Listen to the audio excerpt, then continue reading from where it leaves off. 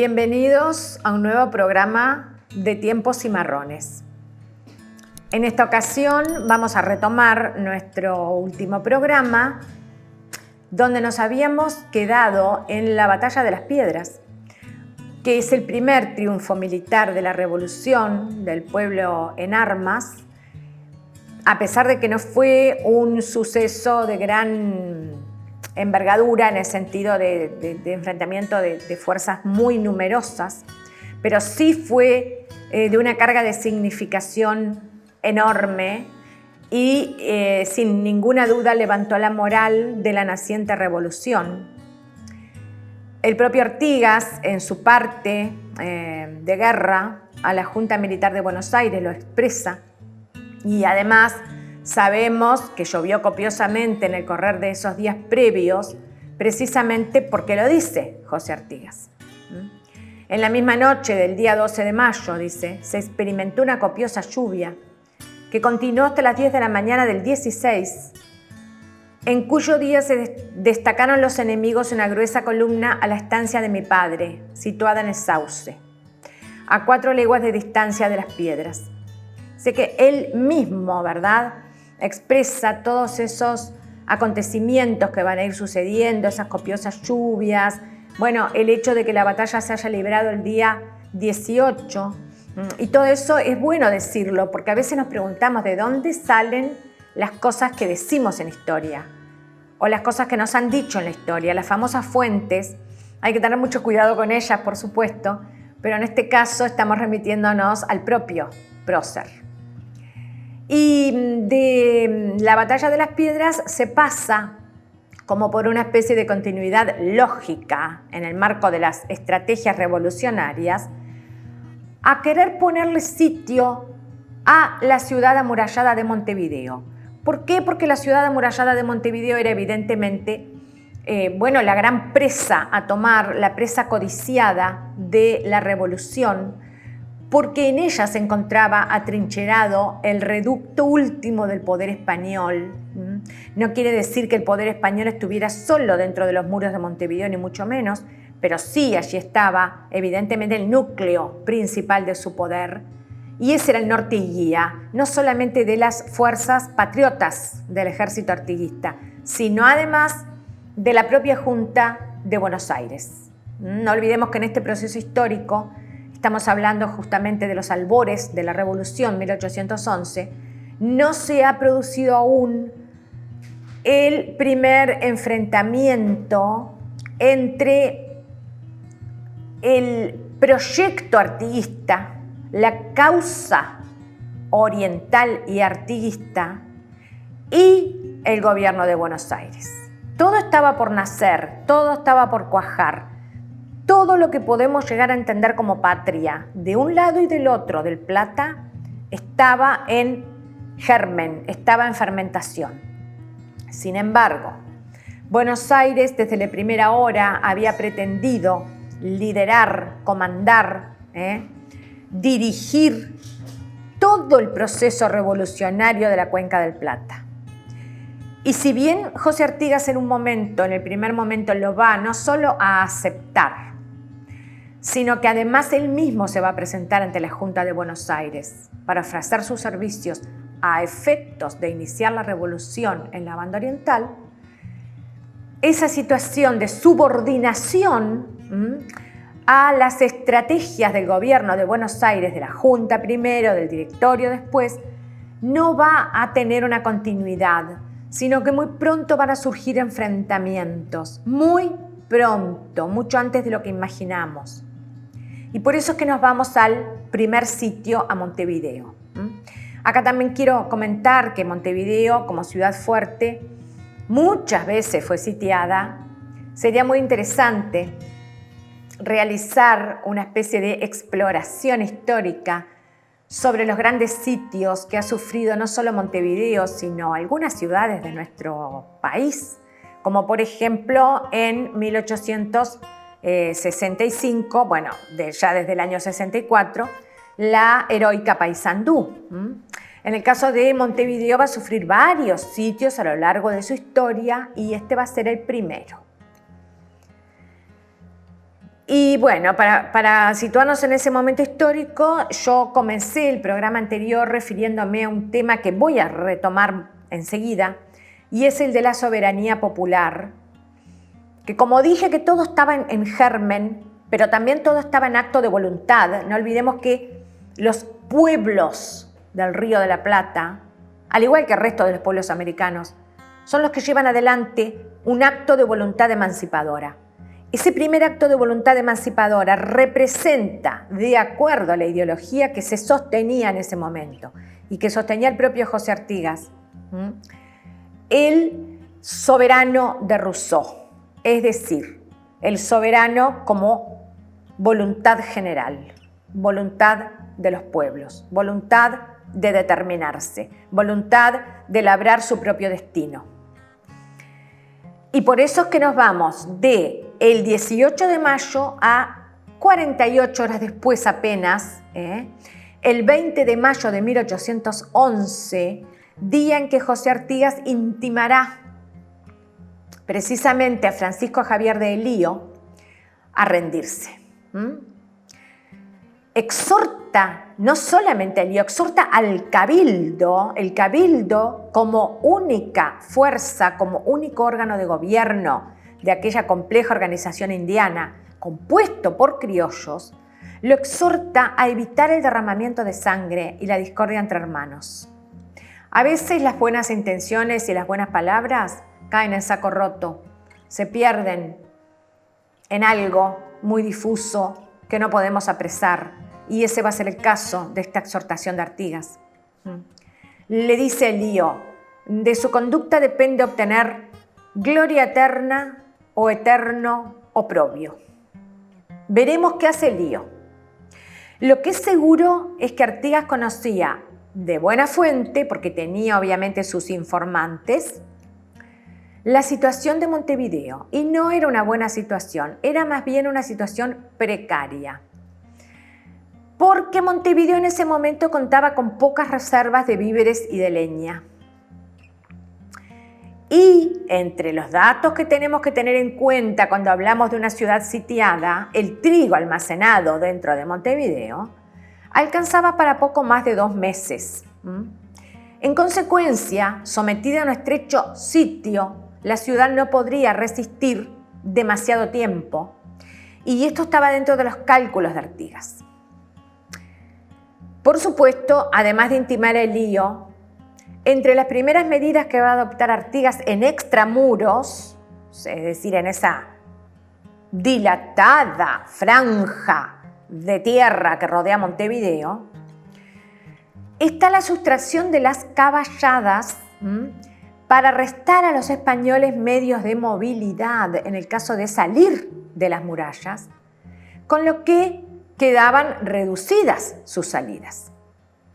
Artigas conocía, como dije, no solamente el abastecimiento con el que podía contar Montevideo, sino también la organización defensiva, que para algunos era bastante buena, para otros era mala desde sus comienzos, porque las murallas no habían sido muy bien construidas y presentaban roturas, grietas, brechas, como aquella famosa de las invasiones inglesas, que, bueno, le restaban capacidad defensiva. No obstante, los españoles contaban con 16 baterías de artillería, ¿verdad? Incluidas las de la Ciudadela, que era su bastión, su mascarón de proa defensivo. Bueno, la situación de los sitiados ya se sabía que iba a empeorar día a día, lo sabía Artigas, lo sabía Elío, lo sabían todos.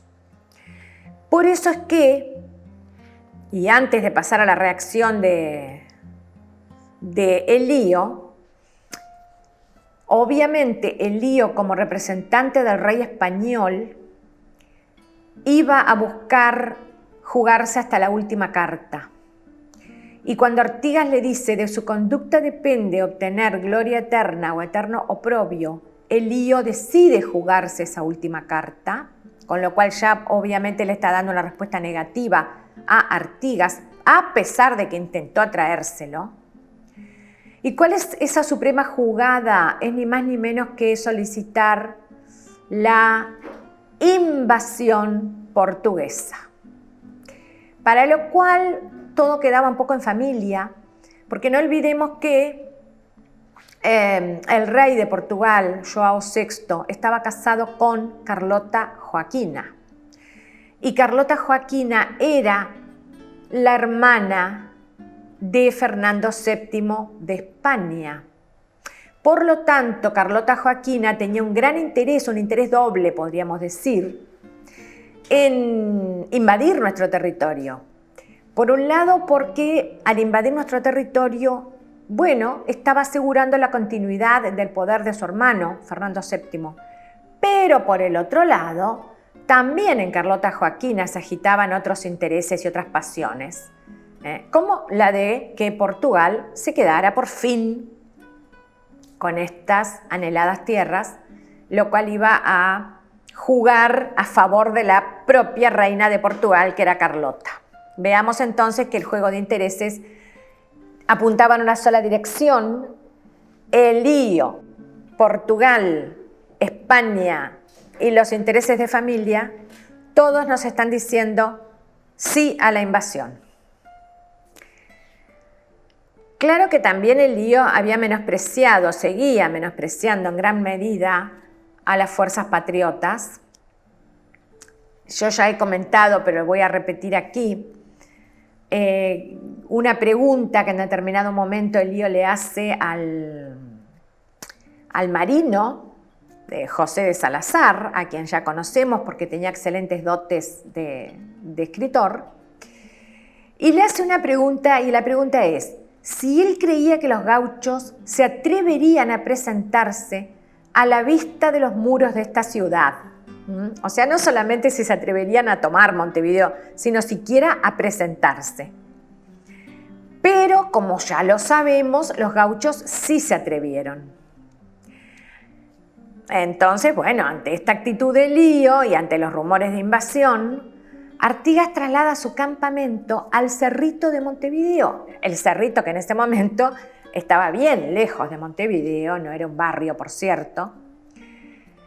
El Cerrito, que jugará también un papel destacado en nuestra historia, puesto que también en su momento va a ser el cuartel general del gobierno de Oribe, el famoso gobierno del Cerrito de la Guerra Grande.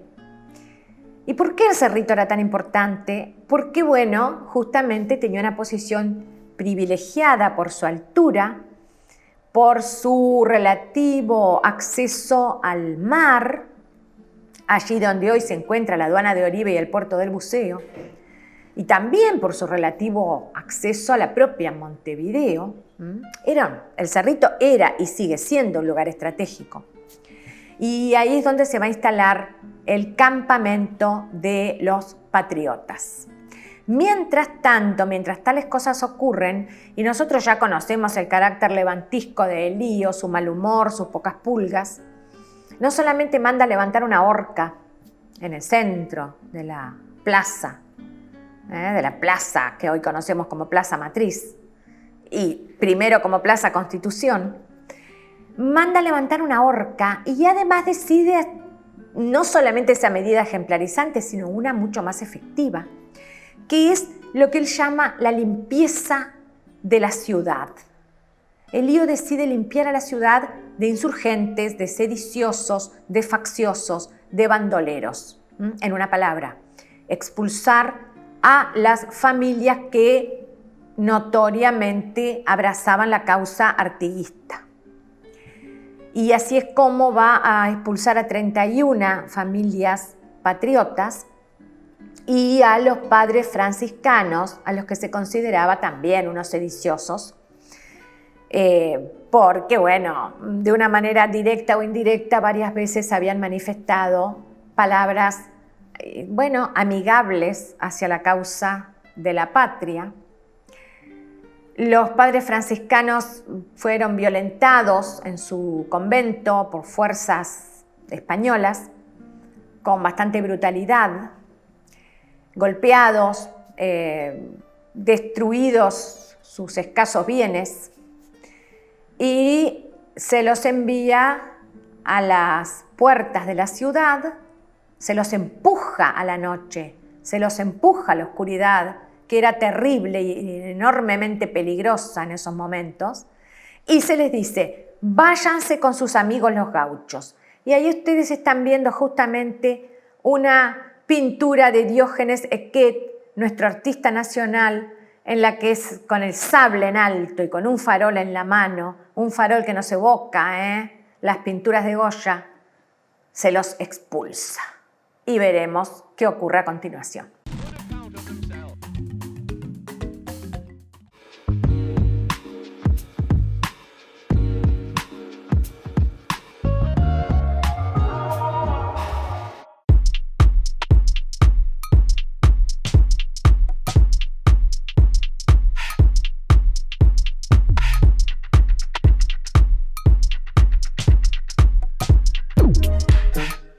Hola, ¿qué tal? Soy el sapo de Titerías. No se pierdan el sábado sale Titerías por Esdrújula TV. Tienen que verlo, está buenazo.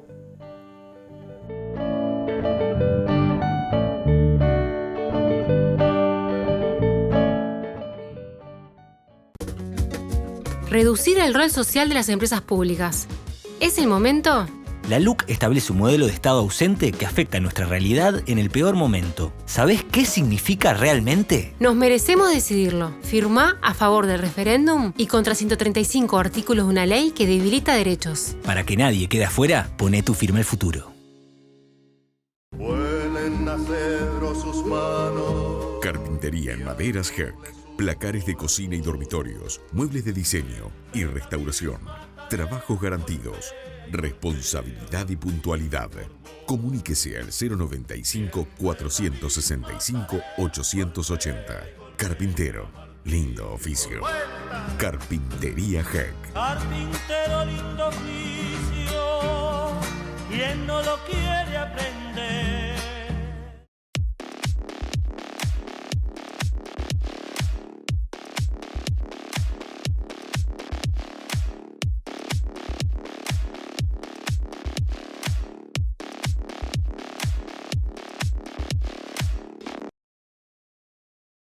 Este viernes y todos los viernes acompañanos en Legítima Defensa, un programa que llegó para mostrarte otra cara de la realidad, algo que no vas a ver en los canales de la televisión convencional. Nos podés ver este viernes y todos los viernes a partir de las 20 horas. Legítima Defensa, un programa para romper el blindaje.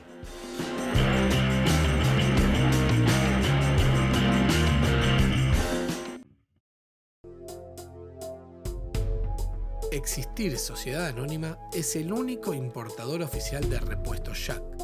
Trabaja tranquilo con repuestos originales y visítanos en nuestra nueva planta de la Ruta 1, kilómetro 28500.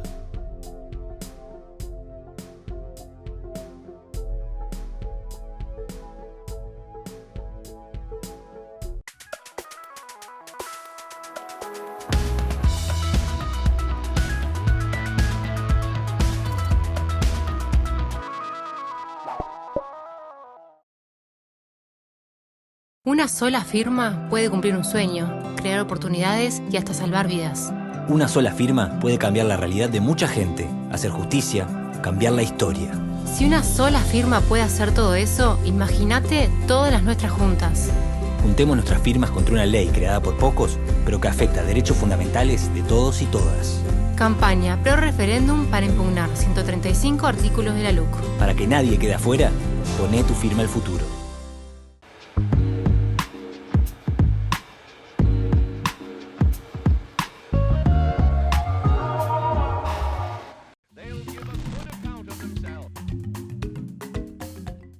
A medida que recrudece la tensión en el ambiente, a medida que suceden cosas como la expulsión, no solamente de los padres franciscanos, sino de 31 familias patriotas, entre ellas la de José Artigas, va a suceder que escasean, como habíamos anunciado, los víveres. Existen numerosos documentos que nos prueban lo que fueron las privaciones de la época e incluso existen alguna novela interesante al respecto. Y se terminaron las verduras, se terminó el pan, se terminó la carne, se terminó el agua potable. Y si no se terminó del todo, prácticamente. Hubo gente que se murió prácticamente de hambre, ¿sí? Y a todo esto, como si fuera poco y para colmo de males, el lío jugará, como dijimos, esa carta de llamar a los portugueses, y los portugueses no se van a hacer rogar y van a invadir a medida que pasan los meses. Pensemos que el sitio comienza en mayo. Los portugueses van a empezar a invadirnos.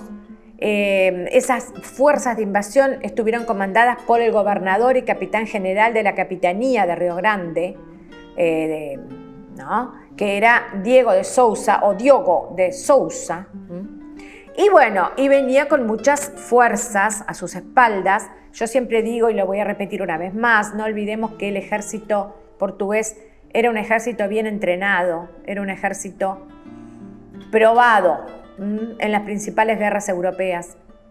Tenía prácticamente lo mejor que se podía pedir en ese momento en armamento y, por supuesto, en estrategias tácticas y recursos militares, puesto que nada les impedía recibir continuamente abastecimientos. En ese marco es que ocurre esta invasión, como dijimos, con el beneplácito de Fernando VII de España, aunque Fernando VII estaba un poquito receloso y con toda razón, y también con el beneplácito de su hermana, la princesa, la reina de Portugal, Carlota Joaquina. Y bueno, los portugueses, hay algo que quiero señalar, porque pocas veces lo señalamos en nuestra historia, van a llegar con 4 grandes divisiones militares. Por eso digo, comparemos lo que era la organización militar de los patriotas, comparemos lo que era su parque de artillería, sus armas, sus divisiones. Tal vez sus tácticas y estrategias no fueron tan malas, porque los patriotas contaban con algo muy importante, que era el conocimiento del terreno. Pero fíjense que las divisiones portuguesas eran 4. La Legión de San Pablo, compuesta por 2 batallones de infantería, 2 batallones de artillería y 4 escuadrones de caballería ligera.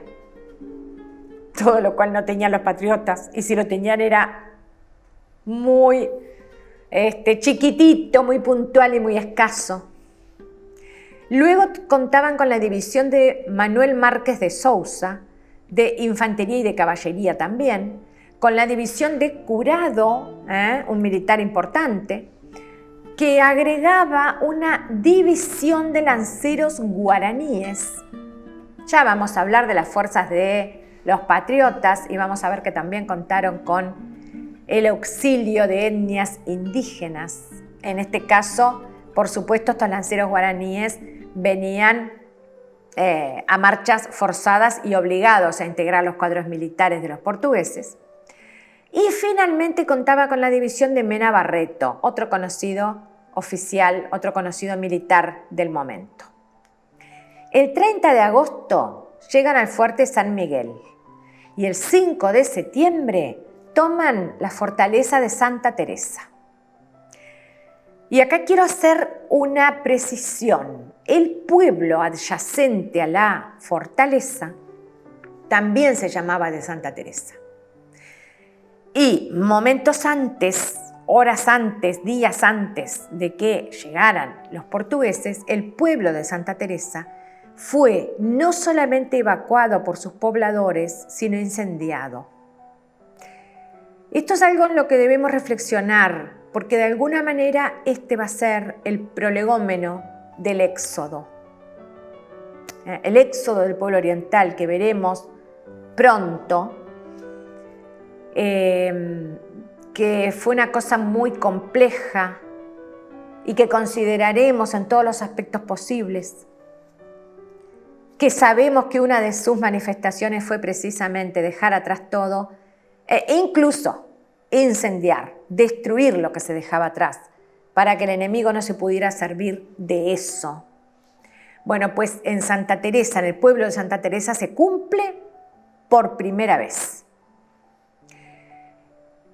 Y los invasores siguen implacables, y entonces de septiembre a octubre ya los vamos a tener a la altura de San Carlos, Maldonado y Minas. A todo esto hay que preguntarse qué pasa con los observadores internacionales que por supuesto ya existían. En este caso estamos hablando más que nada de Inglaterra. El diplomático que se va a encargar de mediar va a ser Lord Strangford, quien pretendía mantener el orden en la medida de lo posible, lo cual era una vieja aspiración de Inglaterra, que siempre trató de poner paños fríos a los enfrentamientos bélicos en nuestra región y en nuestro territorio. Esto va a ser una constante en el Imperio Británico, sencillamente porque estas perturbaciones bélicas, bueno, resentían sus actividades comerciales.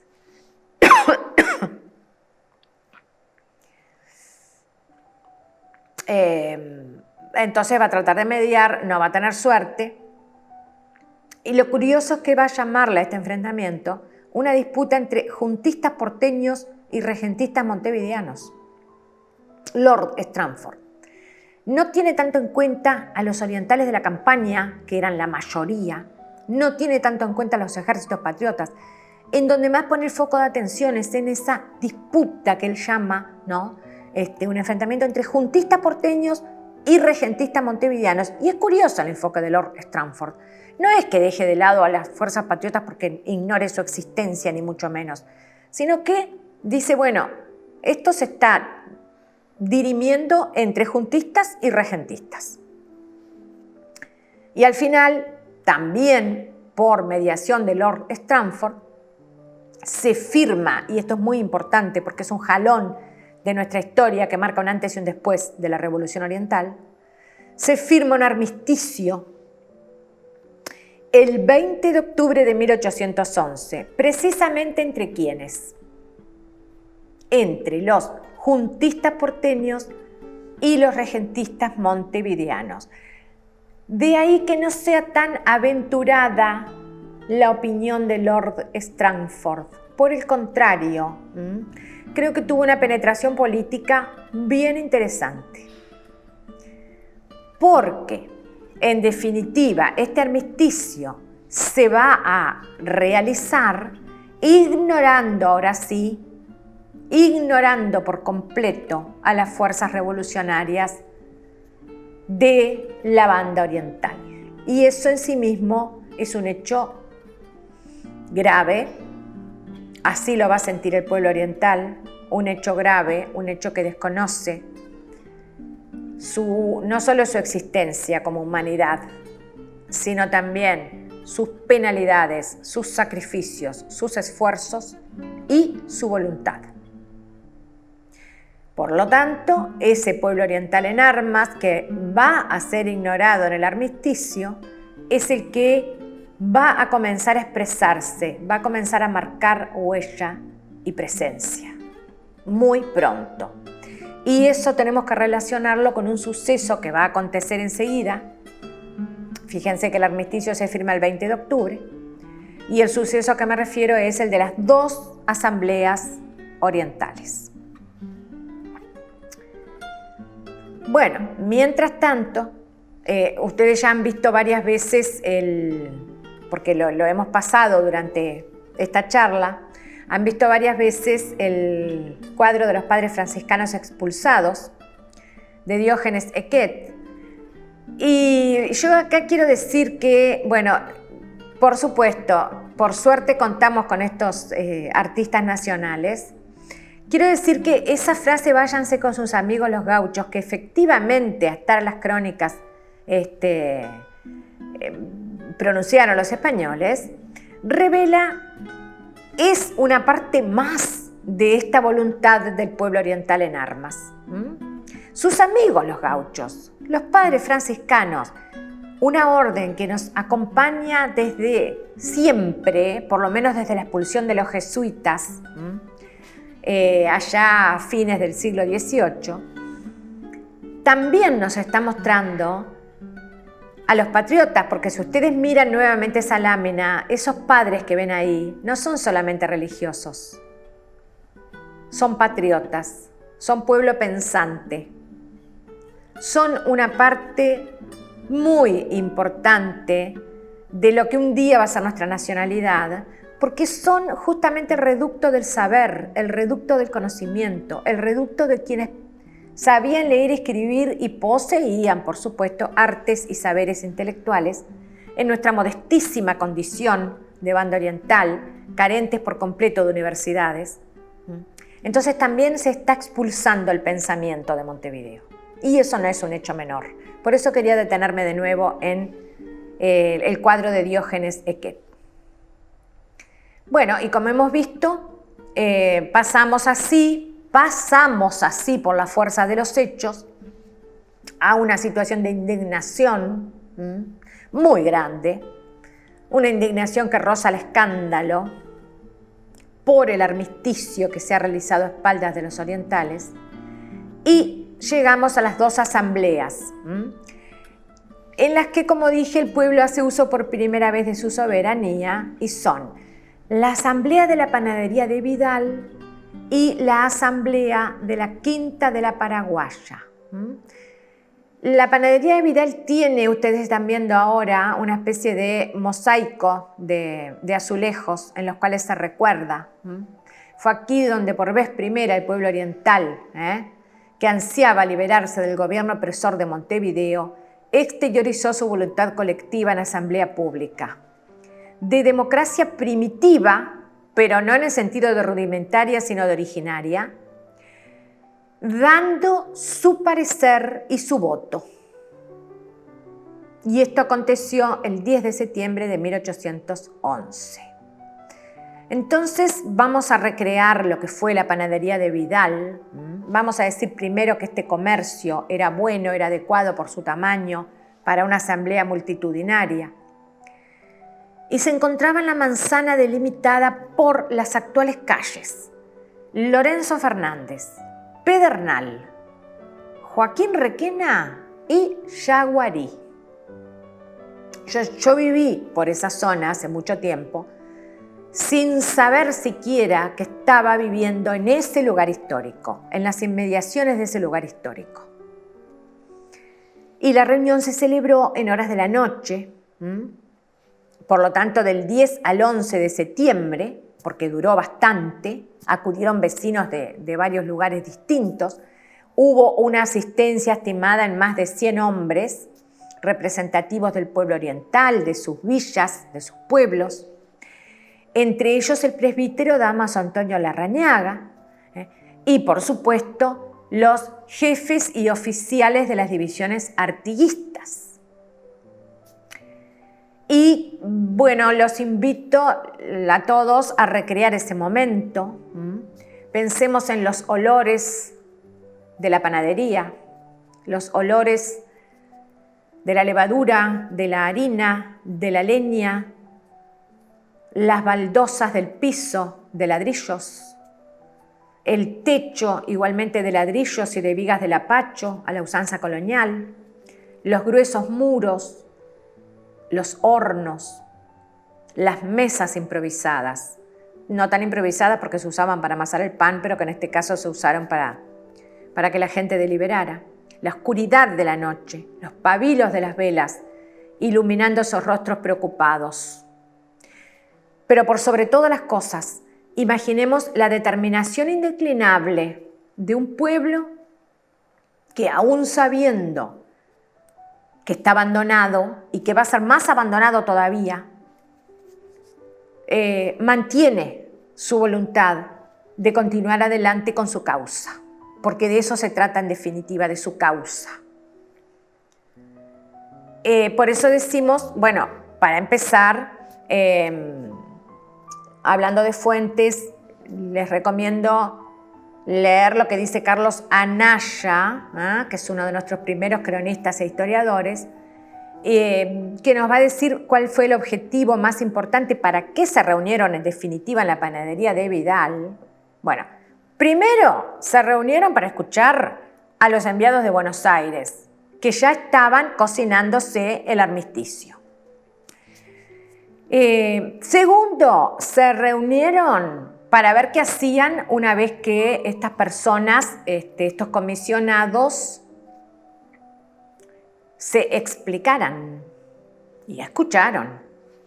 Y los diputados de Buenos Aires expusieron las causas que, en su opinión, obligaban al armisticio y al retiro del ejército sitiador.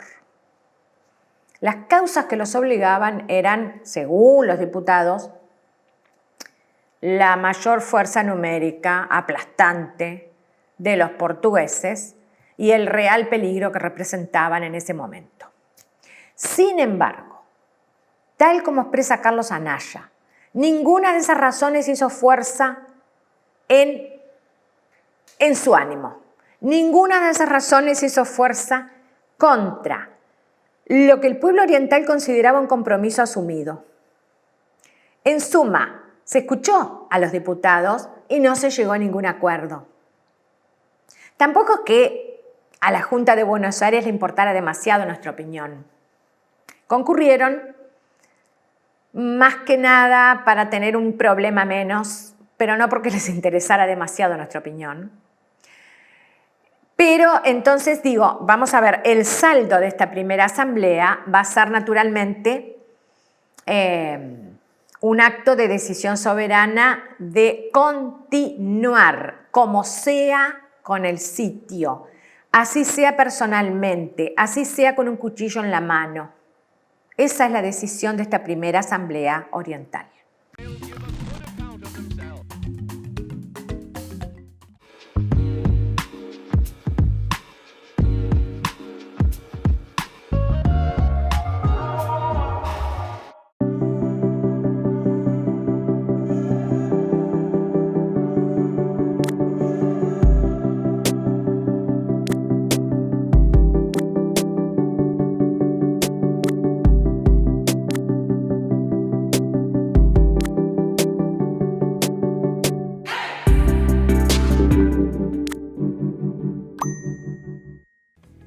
Todas las semanas los invitamos a un viaje interdimensional por el mundo del cómic, la ciencia ficción, la fantasía, los juegos y más. ¿Dónde? Acá, en Esdrújula TV, Perdidos en el Éter, Visiotron, transmisiones digitales para un mundo post-apocalíptico.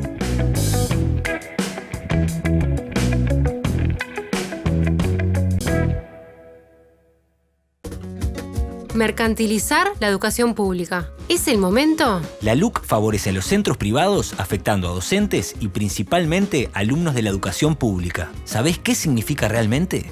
Nos merecemos decidirlo. Firmá a favor del referéndum y contra 135 artículos de una ley que debilita derechos. Para que nadie quede afuera, poné tu firma al futuro. Vuelen a cedro sus manos. Carpintería en maderas Herc. Placares de cocina y dormitorios, muebles de diseño y restauración. Trabajos garantidos, responsabilidad y puntualidad. Comuníquese al 095-465-880. Carpintero, lindo oficio. Carpintería Herc. Carpintero, lindo oficio, ¿quién no lo quiere aprender?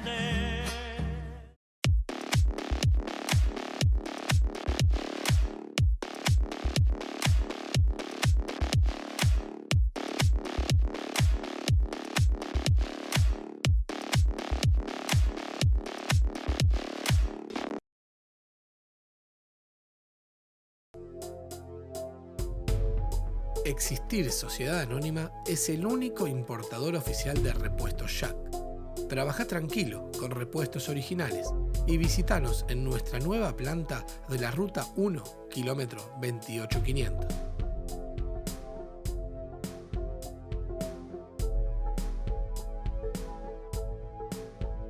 Una sola firma puede cumplir un sueño, crear oportunidades y hasta salvar vidas. Una sola firma puede cambiar la realidad de mucha gente, hacer justicia, cambiar la historia. Si una sola firma puede hacer todo eso, imagínate todas las nuestras juntas.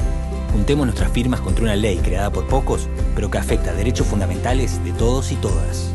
Campaña Pro Referéndum para impugnar 135 artículos de la LUC. Para que nadie quede afuera, poné tu firma al futuro.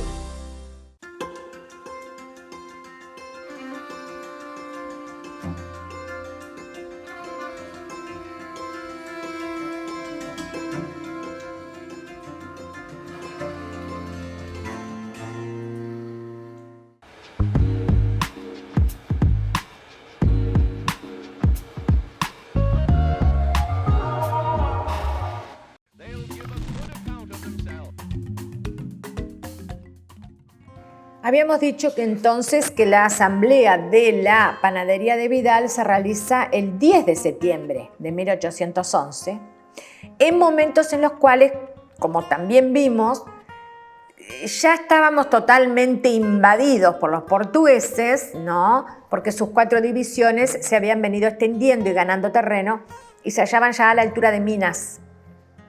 Y además habían causado, de Minas y de Maldonado, ¿no? Y habían causado y venían causando un sinnúmero de depredaciones y de saqueos, como los va a sufrir, por ejemplo, la propia esposa de Rivera, ¿no? Un tiempo después. Y así lo va a contar y así se va a hacer constar. Bien, en ese marco, imagínense, lo digo justamente para que pensemos en la alarma, en la preocupación, en la angustia de las mujeres, de los hombres, de los niños, en la sensación de que el mundo conocido se derrumba, la sensación de que, para colmo, no son nadie, no existen, no se los escucha. Solo se pretende dominarlos, amenazarlos y, por supuesto, destruirlos si es necesario. Y es en ese ambiente en el que, un mes después exactamente de la panadería de Vidal, se va a producir la asamblea de la Quinta de la Paraguaya. Y acá viene bien pensar qué era y dónde estaba esa quinta. Para empezar, no tiene nada que ver con Melchora Cuenca. Es otra paraguaya. Pero esa quinta ha sido objeto de múltiples rastreos a través de mapas, de crónicas, de testigos. Por lo general se tiende a considerar que se encontraba en la zona del actual Parque Central, Avenida 8 de Octubre.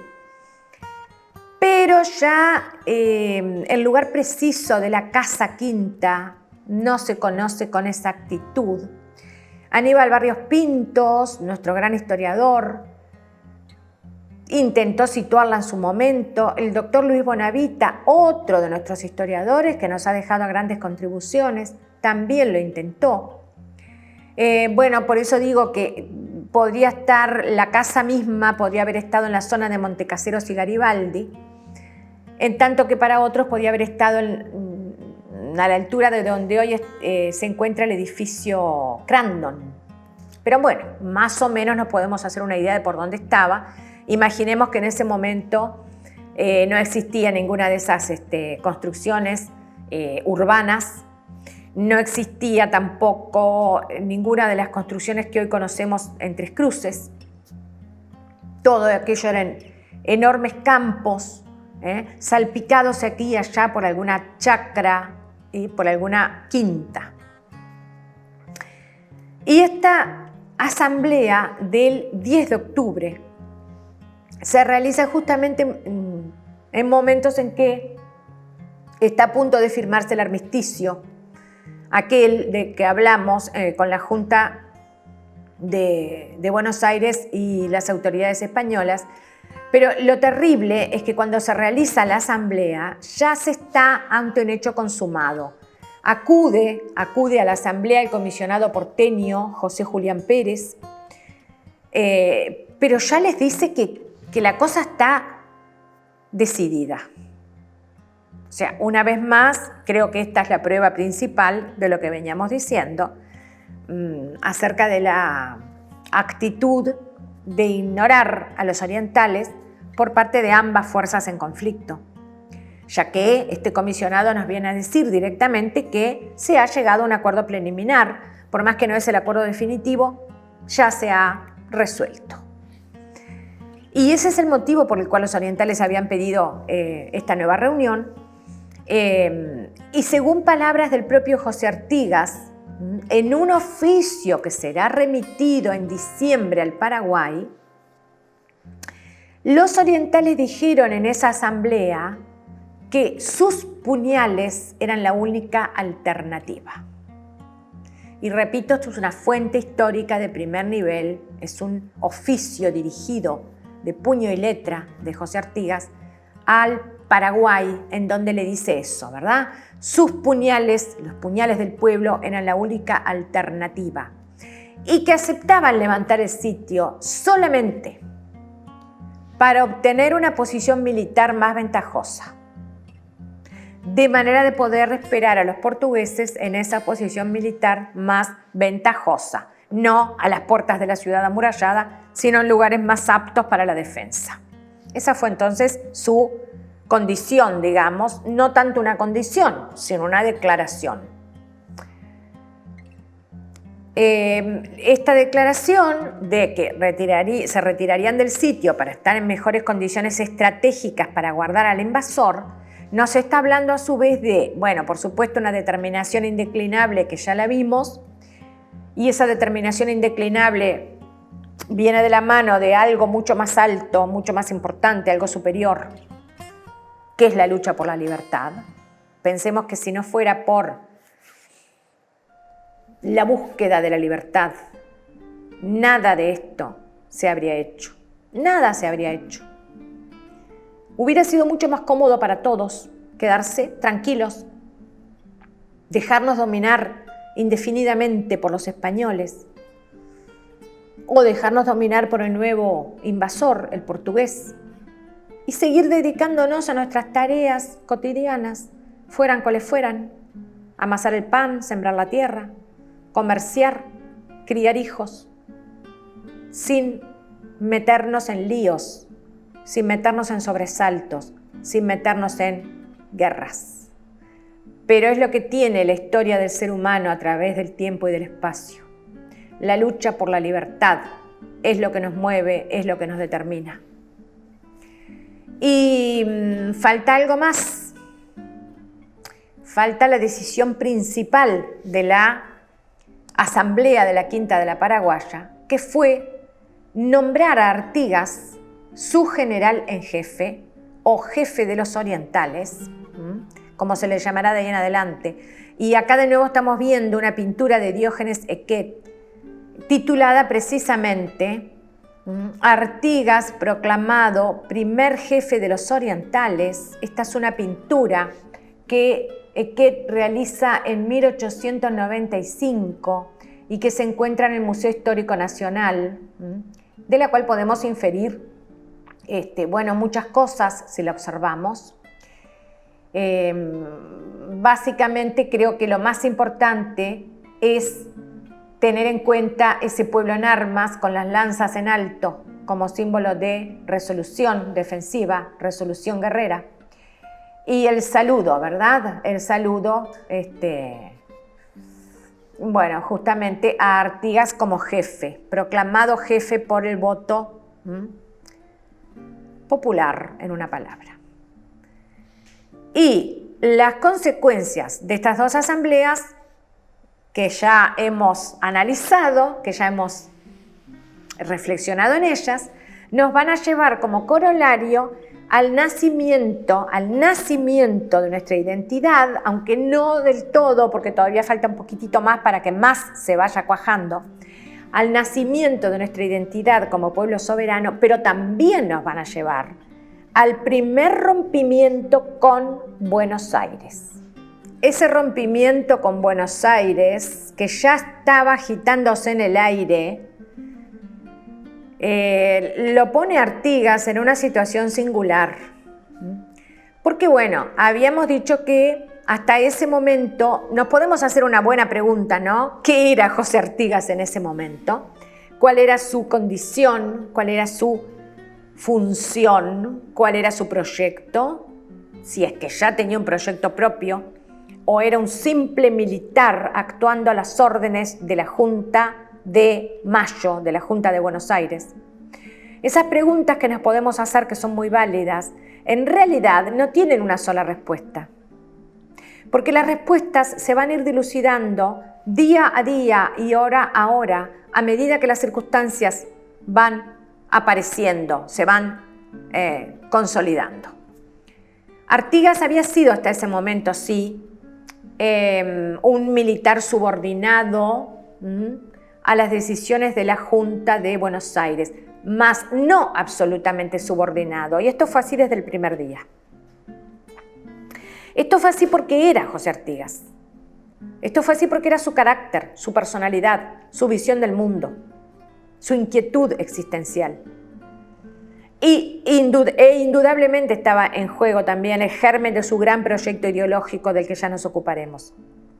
Pero todo esto lo digo y lo traigo a colación porque el hecho de que la Asamblea de la Quinta de la Paraguaya lo haya designado general en jefe lo obliga en buena medida a un rompimiento con Buenos Aires. Así sea nada más que lo que podrían llamar los militares de Buenos Aires una insubordinación o un desacato en términos castrenses, que para Artigas no era tal.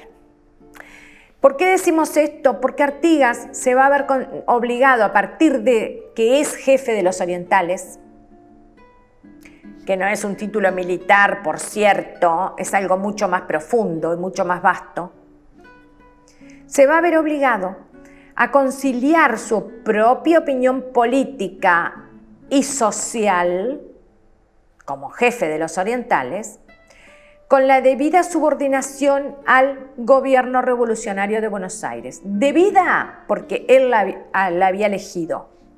Debida porque él había optado por presentarse ante la Junta y había aceptado recibir dineros, armas, hombres. Pero indebida en cuanto dicha subordinación chocaba con la voluntad popular. Y si algo sabemos de Artigas es que la voluntad popular siempre fue lo primero para él, pero en serio y no en broma. Y eso lo veremos en sucesivos encuentros.